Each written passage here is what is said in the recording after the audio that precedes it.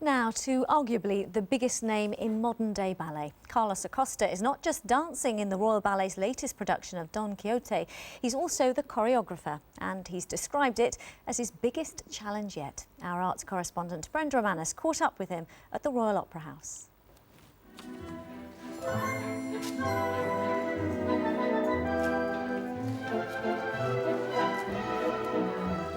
It's been over 10 years since the Royal Ballet produced a version of Don Quixote, and when they gave their principal guest artist the chance to choreograph his first full ballet, it became Carlos Acosta's production of choice.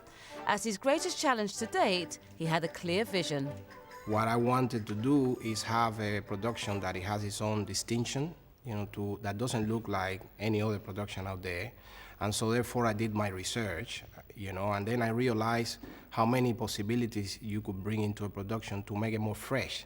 Always want to stretch himself, Carlos chose to choreograph and perform in Don Quixote, with the Royal Ballet's principal ballerina, Marianela Nunes, as his partner. I've done it with him 10 years ago. I became a principal ballerina with his ballet.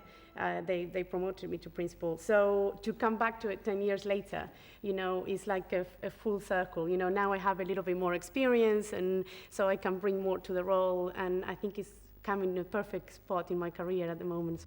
Throughout his career, Carlos has danced almost every classical role and increased his star status with his more recent contemporary work.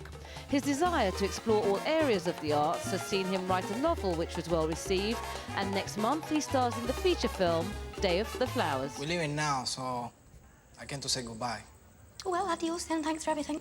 I have a lot of drive and a lot of thirst to grow and evolve and experience things, and learn. And so whenever there is an opportunity to expand myself and to experience other forms of art, I'll do it. In an attempt to broaden the appeal of ballet to wider audiences, Don Quixote will be screened live in more than 1,000 cinemas across 40 countries as part of the Royal Opera House live cinema season. How important is that for you to bring in wider audiences? The potential of viewers are millions. It could be millions. And so one show, millions of people watch it, and they enjoy. Still, I think it's great because it has the element of live entertainment, live theater, meaning that if you fall, you fail. It's not edited, which is the element that it makes it very edgy.